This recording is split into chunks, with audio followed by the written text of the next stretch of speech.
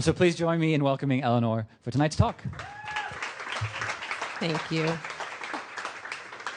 It was pretty cool and pretty crazy. I'm so happy to be here. As Tim said, I'm Eleanor. I'm the Chief Experience Officer at Casper. My role is to lead the development and design of our end-to-end customer experience across touchpoints. And that includes digital touchpoints like our website and our mobile apps and the software that powers our operations, that delivers our customer experience. And it also includes our physical experience in our retail stores and our wholesale environments. So in my role, I bridge online and offline. So I thought what I'd do is start with a little bit of background about Casper, for those of you who aren't familiar with Casper's story, and then we'll jump into the topic tonight, which is brand and how to build a brand that counts. For those of you who don't know Casper's a sleep company. We design products and experiences that help the world sleep better. And it started nearly 5 years ago with 5 founders who were passionate about sleep. That is Jeff, Neil, Gabe, Luke, and Philip, our CEO, on a balcony. And when they got together, they noticed at the time that everyone was obsessed with fitness and exercise, downing green juice, talking about spin class obsessively, and yet at the same time neglecting sleep, complaining about how they didn't get enough sleep.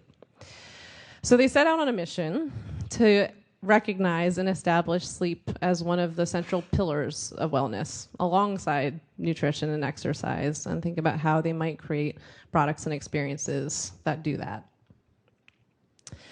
They noticed that the experience of shopping for sleep products was in need of desperate reinvention. At the time, it was a very tired industry that was solely focused on mattresses. And as we know, if you've been into a mattress store 5 years ago, 10 years ago, you'll see a sea of options that overwhelm you with choice. You will see a lurking salesman who's really focused on making the sale. And you'll see an uncomfortable transactional environment that's pretty antagonistic, aggressive, unpleasant, and is entirely focused on selling, not sleep. So they started with reinventing the foundation of great sleep, which is a mattress. And you can see some early prototypes and photos of our founders making those prototypes and even loading them into an elevator to deliver to early customers. Thankfully, we now have delivery services to do that. And they redesigned the experience of shopping through bedroom setup. So all of a sudden, people were able to shop for a mattress, buy it in a few clicks, and get it on their doorstep within a day, and bypass the whole retail store experience if they wanted to. From there, we expanded to products for the entire bedroom. So now we have not just mattresses, but bed frames, bedding, sheets, pillows, even a nightlight that dims and gradually lulls you to sleep called Glow. And we really started to think about the entire sleep ecosystem, all the things that you might need to elevate your bedtime routine, your sleep hours, and waking up in the morning.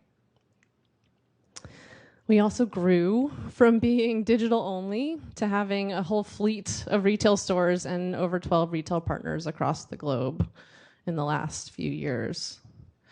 So what that journey has looked like since 2014 is shifting from one universally comfortable mattress to having products for the entire bedroom, one e-commerce channel to being omni-channel with 30 stores and partnerships with Target and Nordstrom and Hudson's Bay, and moving from just being in one country to having availability around the world.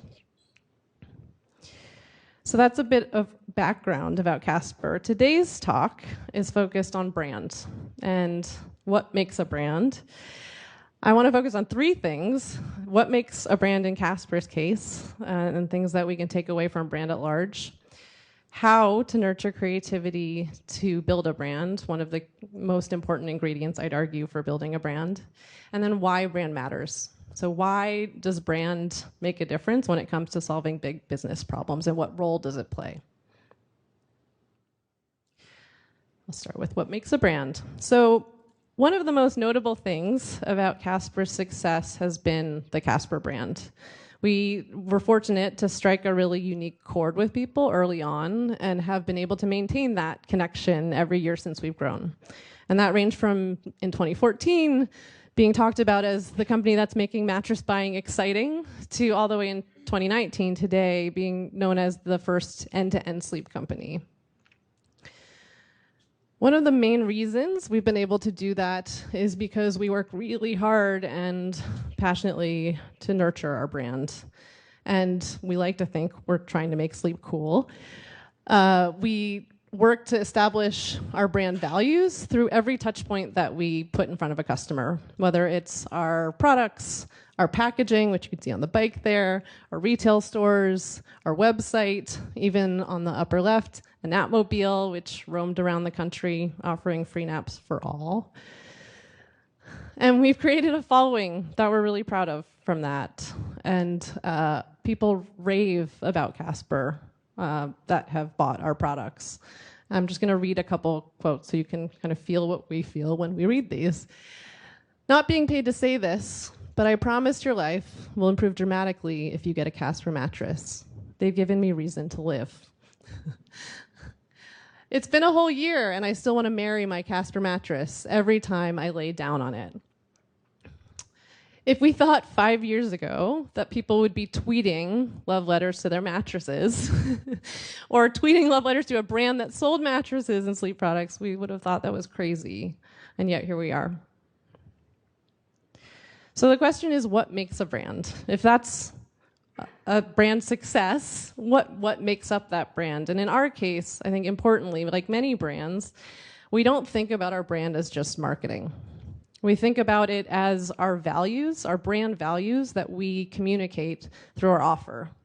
And in our case, our offer is product and experience, meaning we offer uniquely wonderful sleep products that are like sleeping on a cloud, and a uniquely wonderful experience in how we deliver them that disrupts the way we shop for sleep. And those two ingredients have been super critical to our success and remain to be critical to our success looking forward. So your marketing, which people talk a lot about with Casper, our marketing may be our megaphone, but our message is definitely our mission and our values, and we try to express that through everything that we do. For us, these are some of our values.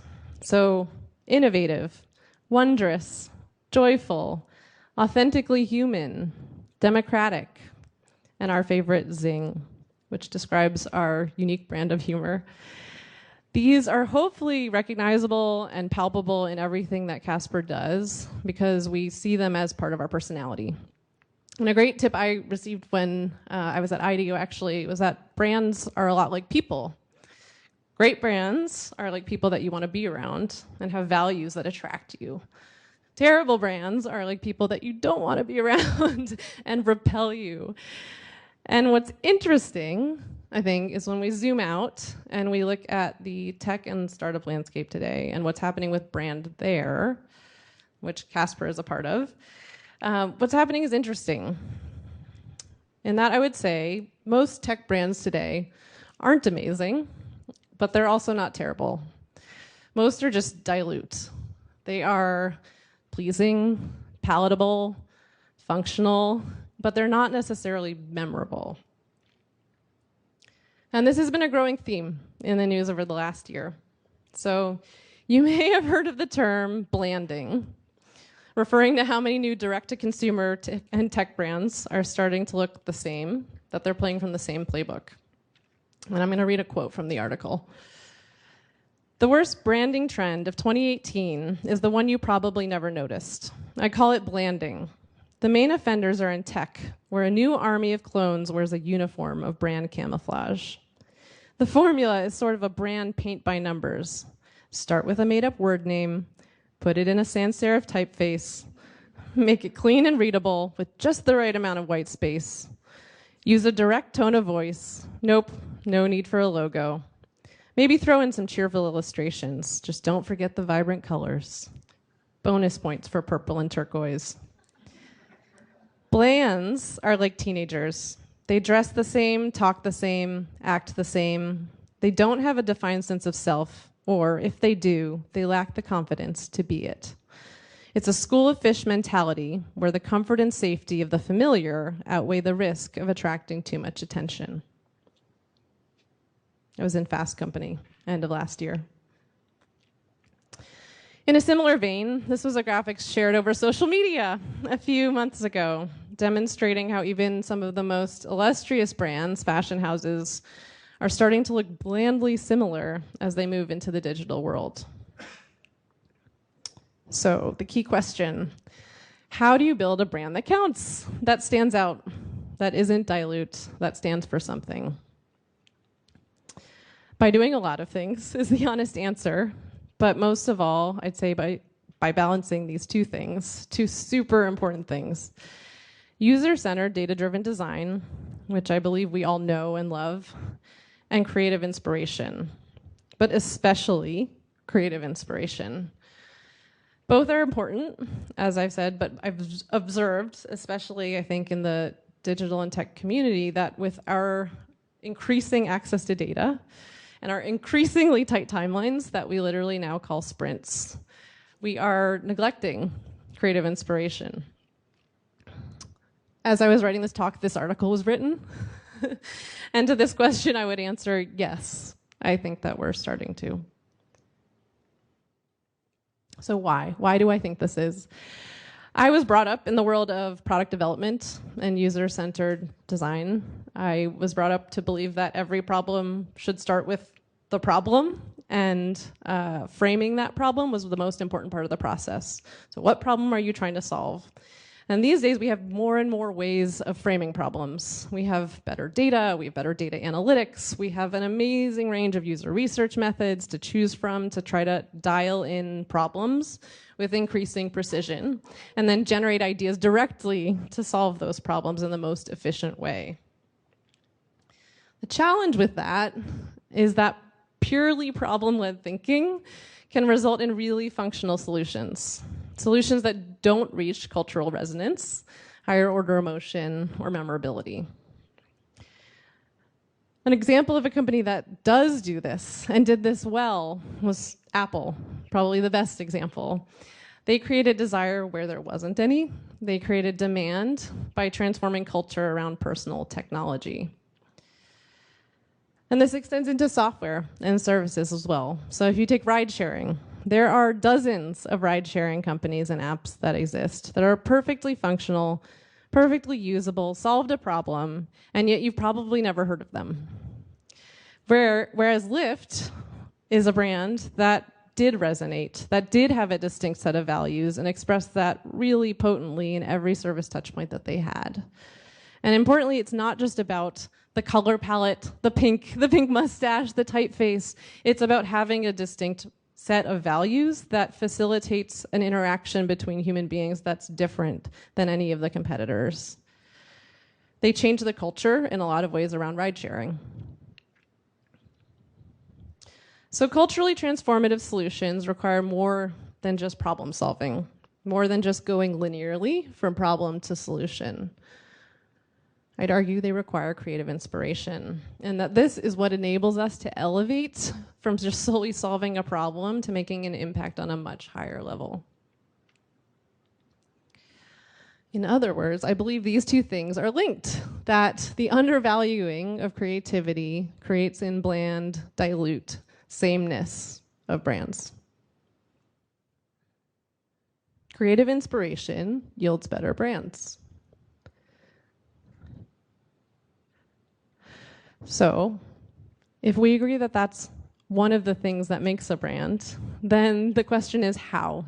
How to nurture one of the most important ingredients in building a brand that counts. And as I said, I think we have happily so much methodology and practice around user-centered design and data-driven design that it's fairly well understood, particularly in a product management community.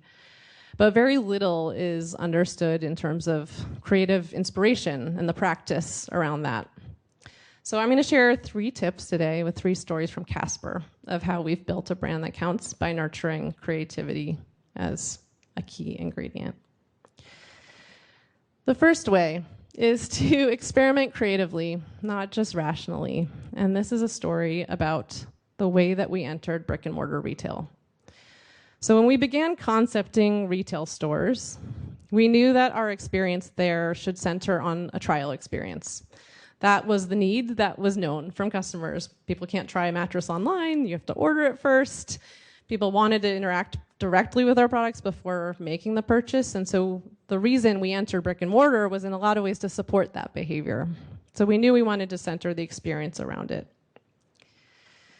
We knew what people need when it comes to a trial experience. We'd framed this problem so well. They need privacy, they need quiet, they need products to try. And those were the things that we were designing for. So we came up with a solution that solved that problem, and it was the idea of fitting rooms.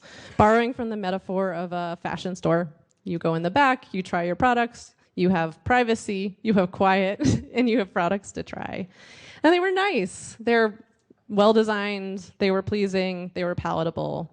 We were all set to move forward with this, drawing up plans, and yet, at the same time, we had another concept running. We had a temporary pop-up experience running in San Francisco that was a bit of an experiment. It was called the Casper Wake Up. And the whole idea was that it was a retail experience that was meant to encapsulate the feeling of waking up after a perfect night of sleep. So we recreated the sights, sounds, and feels of a perfect San Francisco morning inside of a retail space.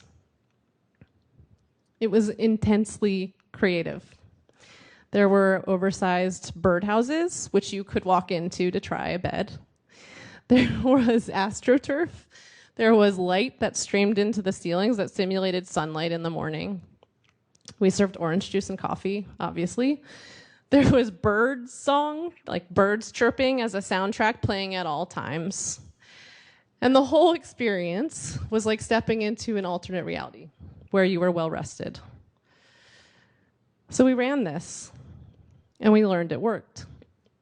It was the highest trafficked store and the highest sales of the fleet compared to similar markets with a different concept. And the interesting thing I find about this is that being solely problem-oriented wouldn't have led to birds chirping, yellow houses, and AstroTurf. It came from creative inspiration. There is no way that data could have created that solution. Data validated that solution, but it couldn't have generated it. It had to come from somewhere else, and it had to come from a willingness to run an experiment that was more risky. And in reality, we actually did run many experiments over the 2 years before we entered retail through pop-ups and other experiments before we built our permanent stores. We've since built out this concept, so we operationalized it, built it into our first permanent store in NoHo here in New York, have optimized and iterated it since. It continues to be both provocative and high-performing. And one of the best things about it, to me, is it brings joy to people. It brings so much joy and a sense of discovery that people share it on social media. And again, zooming out and looking at 5 years ago, if we thought the people would be sharing a mattress shopping experience on social media, would have thought you were crazy. Our retail stores have also become a destination as a result of this. Our stores have drawn people who weren't in consideration for a mattress, who are just interested in engaging with our brand and interested in exploring sleep. And the most important thing about this is that the success of it was a concept that didn't come from a culture of why. And that is in direct tension, I think, to a lot of the methods that we use to frame up problems. It came from a culture of why not. So for each of these, I'll share some takeaways, how to approach these efforts with your own teams. To experiment creatively, not just rationally. Don't force rationalization of every idea. Some ideas cannot be quantified up front, and if we had forced rationalization of that idea, we might have killed it too early. Second, run some why not experiments. Expect some, if not many, to fail. You have to find a way to protect some space for riskier things. And they can be calculated risks, but you have to take some risks. And third, aim for provocative, not just likable.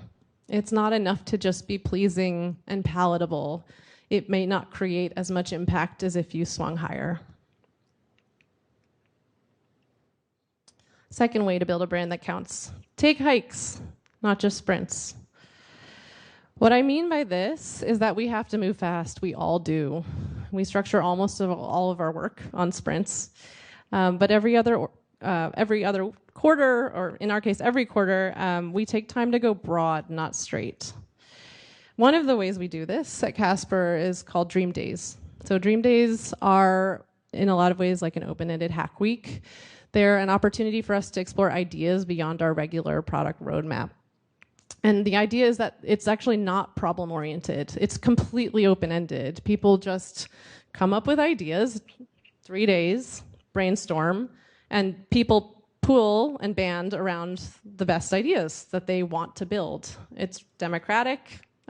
People work across PMs, designers, engineers to refine those ideas and build them within a really short period of time. And things that come out of Dream Week are things like this, a day-to-night transition on our website that reflects nighttime and the fact that people shop at night. Or a team favorite, it's bedtime somewhere, that reinforces this idea that sleep is universal and bedtime's universal and adds some humanity and a little bit of zing to our experience. We also go broad as part of our core product development experience, or product development process, rather. So 2 years ago, apart from Dream Week, on our physical product team, we brainstormed a lot of ideas around how to improve the sensory experience around sleep. So appeal to different senses, sight, sound, smell, feel. We came up with concepts like a pillow that plays music and a scent diffuser, and a bunch of concepts around temperature regulation. And what came out of that was Glow, our light, our smart light that helps you wind down at night to fall asleep. And honestly, had we tried to approach this from a purely problem-led way, what's the best way to wind down, or how might we solve the problem of getting people to calm down at night, I'm not sure we would have come up with this. We came up with this by prototyping and brainstorming and going broad and getting tangible really quickly. So take hikes, not just sprints. Some takeaways to take back. Carve out time, at least once a quarter, to go out really broad. Don't just think about ideas. Really believe tangibility breeds creativity, and that especially wild ideas really won't get built unless they're tangible. And then third, have fun. Fun typically correlates with good. When people are impassioned and like working overtime to do unsanctioned work, that's a really good sign that something in there is good. Third way, model cultural listening. So the idea here is that inspiration comes from listening to culture and constantly looking around, looking much broader than your competitors. At Casper, we do not just look at mattress companies to figure out what to do. We don't even just look at retail companies to figure out what to do. We look broader than that for any inspiration in any corners of the world. And where this comes from most, I would say, is from leadership. It comes from leaders who do this, and I can't emphasize how important it is for team leads to model this behavior. I'll give you a couple examples. One of my favorites is our design director, Joe Smith, who sends a weekly wrap-up every week to the digital team that summarizes what the team did, of course, that week, what he did that week, but it includes a section solely dedicated to inspiration. It's called Bits and Bobs. And in it, he collates 5 to 15 articles, videos, publications that he's read over the week for other people to read. And they're super broad and don't have to do necessarily with mattresses. Actually, they almost never have to do with mattresses or sleep products. But they're inspirational for him and therefore inspirational for other people. And I look forward to this every week. And I guarantee you every single person on the team does too. Another example of this is our environments design director who leads the design of our retail experience. He takes his team on inspiration tours at least twice a quarter to go visit physically different experiences that he thinks would be inspiring. Again, some of them are retail stores, but many of them are not. He'll go to the MoMA for an exhibit that's loosely related to light, and that will inspire how we might merchandise, express lighting concepts in our stores. And directly after that, they often go into prototyping. So they'll come back from a retail tour and retail inspiration tour and then directly start building based on what they saw. So modeling cultural listening is about encouraging dialogue about what's happening outside of tech. As we know, tech can easily become a bubble. It's really important to stay beyond that, to understand what's happening with culture at large so that we can respond to it. Secondly, make it safe to share anything. Nothing is irrelevant. Super important in creating a culture of inspiration sharing is to make it okay for anyone to share anything that inspires them. And then third, hire cultural listeners. It's not actually universal, this orientation and skill set, from what I've experienced. Some people have it to an extreme. They have a voracious curiosity for learning and gathering, bringing that inside of a company's walls and sharing it. So it's really a lens that you could take when you are building your teams to make sure that someone is bringing that skill set and orientation. So that's how to build a brand that counts, by nurturing creativity. Last thing I want to talk about is why. Why do we do this? Why does it even matter? Why does brand matter? And the best example for us is the biggest problem that Casper is trying to solve, which is sleep. Sleep is a massive problem. It's a global problem.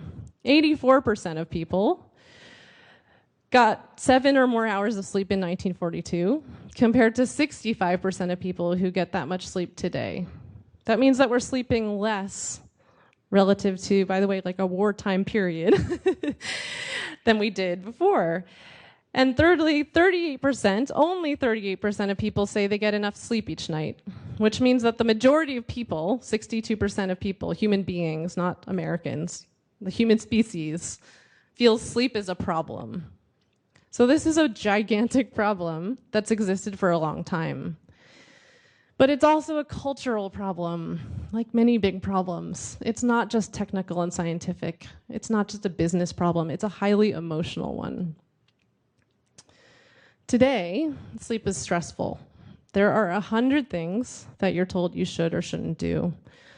Don't drink before bed, always go to sleep at the same time, maintain a nightly regimen, don't nap for too long, do nap when you need it. It's guilt-ridden, lecturing, dry, scientific. No one wants to engage in it because it carries this tonality. So it's no wonder that people don't invest in it, time or money. So why does brand matter? Because there are plenty of companies in the sleep space, actually, that have developed products that solve a very specific sleep need. And yet, this entire time, the behavior and culture around sleep hasn't changed. So to shift sleep as a problem, we need a transformative brand, not just a functional solution. For us, we need to figure out how to get people to want sleep, not just need it. So we're doing this through technical innovation.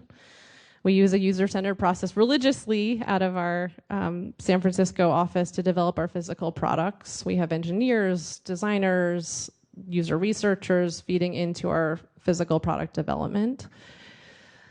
But we're also doing this through joy and wonder and humanity and zing.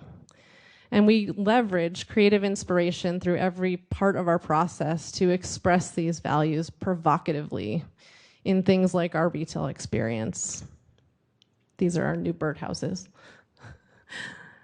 Or our voice, because everyone's looking for love, but fresh sheets are nice too.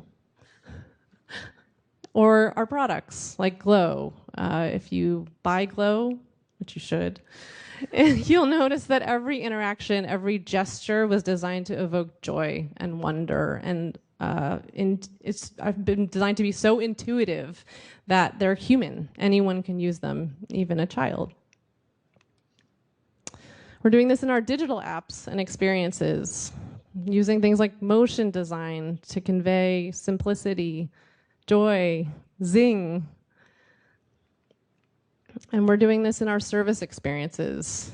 This is the Dreamery, a nap bar that we opened in NoHo next to our first permanent store, where you can book 45-minute naps in a perfect sleep environment on a Casper bed and bedding.